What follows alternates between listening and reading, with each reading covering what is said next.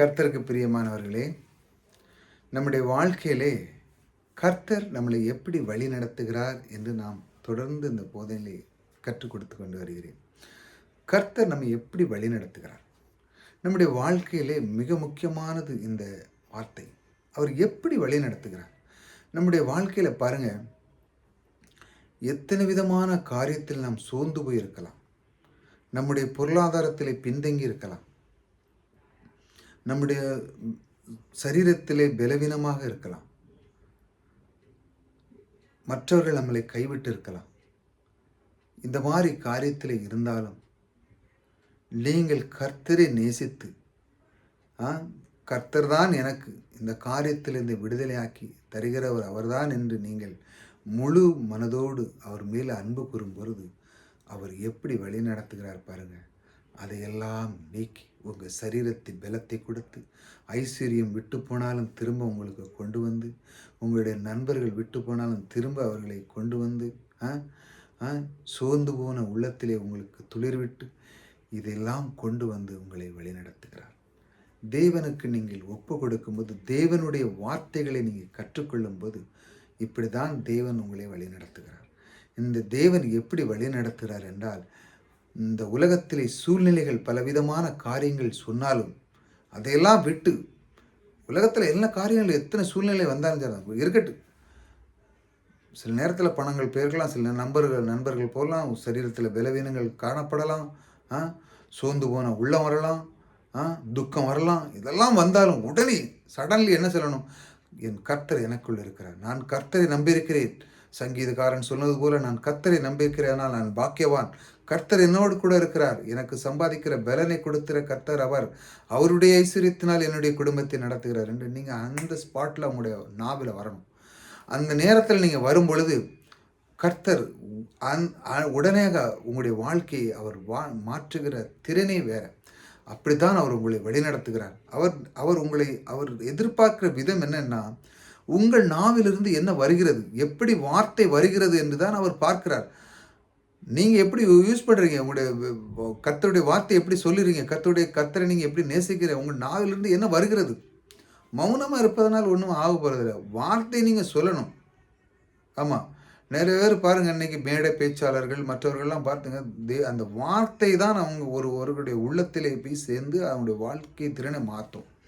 அப்படி தான் அவனை வழிநடத்த முடியும். அதைத்தான் தேவன் கொள்கிறார். இப்படி தான் நான் உன்னை வழிநடத்துகிறேன், என்னுடைய வார்த்தை கொண்டு நீ அதை சொல் அப்படின்னு சொல்லி அவர் இன்று அவருடைய வார்த்தையை எப்படி பாருங்க, ஒரு வார்த்தை பாருங்க, அவர் நமக்கு எப்படி அரணா இருக்கிறார் பாருங்க. தேவன் எனக்கு பலத்த அரணானவர்னா ரொம்ப எனக்கு கூட எப்பவும் ஒரு பெரிய பாடிகார்ட் மாதிரி எப்பவும் என் கூட இருக்கார். எனக்கு எல்லா விதத்திலுமே எனக்கு எல்லாமே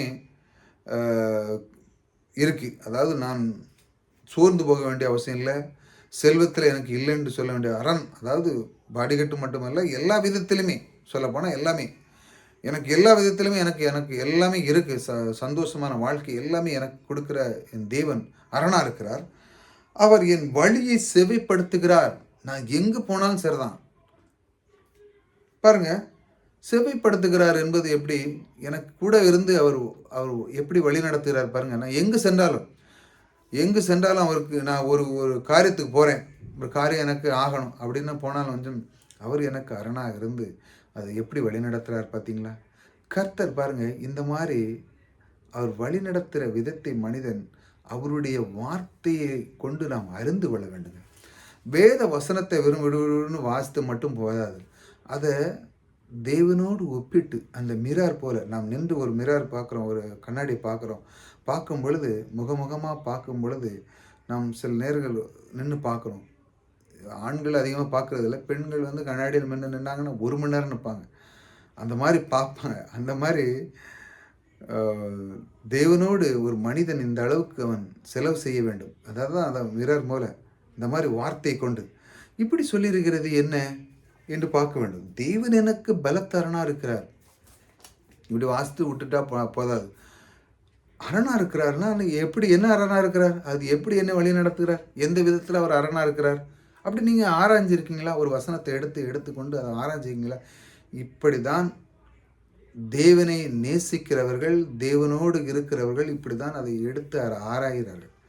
வசனத்துக்குள்ள உள்ள போகும்போது பொக்கிஷங்கள் வரும். திரும்ப திரும்ப உங்களுக்கு அதிலிருந்து நிறைய வார்த்தைகளை வந்து தேவனுக்குள்ள நீங்க நெருங்க ஆரம்பிச்சிருவீங்க. இந்த வார்த்தைகளை நீங்க கேள்வி கேட்கும் பொழுது, எப்படி அரணா இருக்கிறார்? அவர் எப்படி என்னை வழிநடத்துகிறார்? அதுக்கப்புறம் அவர் உங்களுக்கு சொல்லுவார். நீ எப்படி இருந்தா? அந்த நேரத்தில நீ எவ்வளோ சூழ்நிலையில இருந்தா? நான் உன்னை எப்படி வழிநடத்தினேன்? அந்த ஆளை கொண்டு உனக்கு அந்த ரட்சிப்புக்கு கொண்டு வரும்பொழுது, நான் உனக்கு எந்த சூழ்நிலையில் இருந்தா? நீ ஆபத்தில இருந்தா? அதனால மத் எந்த சூழ்நிலை இருந்தாலும் மற்ற சூழ்நிலையில் இருக்கும்போது அந்த ஆளை கொண்டு உன்னை கொண்டு வந்து உன் இடத்துல நிறுத்தினேனே, எப்படி வழிநடத்தினேன்? அப்படின்னு உங்களுக்கு பரிசுத்த ஆவியானவர் அப்படியே உணர்த்துவார் உங்களுக்கு. நீங்கள் நினைப்பீங்க பொருளாதாரத்தில் நான் நான் செழிப்போடு இருக்கேன், இது எப்படி வழி நடத்துகிறார்? நீ அந்த நேரத்தில் அப்படி இல்லாமல் இருந்தால், நீ கற்றுக்கொள்ளக்கூடிய ஒரு தாகத்தில் இருந்தால், நான் இந்த மாதிரி ஒரு விஷயமா நான் கற்றுக்கொள்ள இருந்தால், அந்த கற்றுக்கொள்ளும் பொழுது நான் உன் கூடவே இருந்து உனக்கு ஞானத்தை கொடுத்தேன், அறிவை கொடுத்தேன், நேரத்தை கொடுத்தேன், அந்த மாதிரி ஒரு நண்பரை கொடுத்தேன், அந்த கற்றுக் கொடுக்குற ஒரு நல்ல ஒரு வாத்தியாரை கொடுத்தேன். இதெல்லாம் நான் யார் கொடுத்தா? நான் தான் உன்னை வழி நடத்தினேன் அப்படின்னு உங்களுக்கு புரிய வைக்கிறவர் கர்த்தர் உங்களுக்கு கொடுக்க. ஆனால் நீங்கள் என்ன நினைக்கிறேன்? சில பேர் என்ன நினைக்கிறேன்? என் பிரயாசத்தெலாம் நான் செய்கிறேன், என்னுடைய வாழ்க்கை இந்த பூமி உலகத்தில் வந்துருக்கு, அதனால் என் பிரயாசத்தில் போகிறேன், நானே படிக்கிறேன், நானே செய்கிறேன். அப்படி இல்லை. இந்த உலகத்தில் நிற்கிறது நிர்மூலமாவதும் அவருடைய கிருபையினால். ஏனென்றால் இந்த உலகத்தில் ஒவ்வொரு நொடிகளும் ஒவ்வொரு நிமிஷம் பாருங்கள், எத்தனையோ உயிர்கள் போகிறது, எத்தனையோ உயிர்கள் பிறக்கிறது. ஆனால் இன்றும் நீங்கள் நின்று இந்த மாதிரி வார்த்தைகளை கேட்குறீங்கன்னா நீங்கள் மிகப்பெரிய பாக்கியவான். கர்த்தரை நீங்கள் விரும்புகிறீர்கள் தான் அர்த்தம். அப்படி தானே? அதனால தான் உங்களை அற்புதமாக வழி நடத்துகிறார். உங்களுக்கு நேரத்தை கொடுத்திருக்கிறார். பிள்ளைகளுக்கு கற்றுக்கொள்ள நேரத்தை கொடுத்துருக்கிறார். பிள்ளைகளோடு விளையாட நேரம் கொடுத்திருக்கிறார். மனைவியோடு உட்கார்ந்து பேசுறதுக்கு நேரத்தை கொடுத்திருக்கிறார். உங்களுடைய நண்பர்களோடு உட்கார்ந்து பேசுறதுக்கு நேரத்தை கொடுத்திருக்கிறார். உங்களுக்கு சுகத்தை கொடுத்திருக்கிறார், பலத்தை கொடுத்திருக்கிறார், ஐஸ்வர்யத்தை சம்பாதிக்கிற பலத்தை கொடுத்திருக்கிறார். எப்படி அழகாய் வழி நடத்துகிறார் பாருங்க. இந்த அரணான தேவன் உங்களை எப்பொழுதும் கூட இருக்கிறார். இப்படி தான் அவர் உங்களை வழிநடத்துகிறார். ஆகையால் நீங்கள் சோர்ந்து போகவே கூடாது. ஒவ்வொரு நாளும் என்ன பண்ணணும்? கர்த்தர் என் கூடவே இருக்கிறார். ஆகையால் நான் சோர்ந்து போக மாட்டேன்.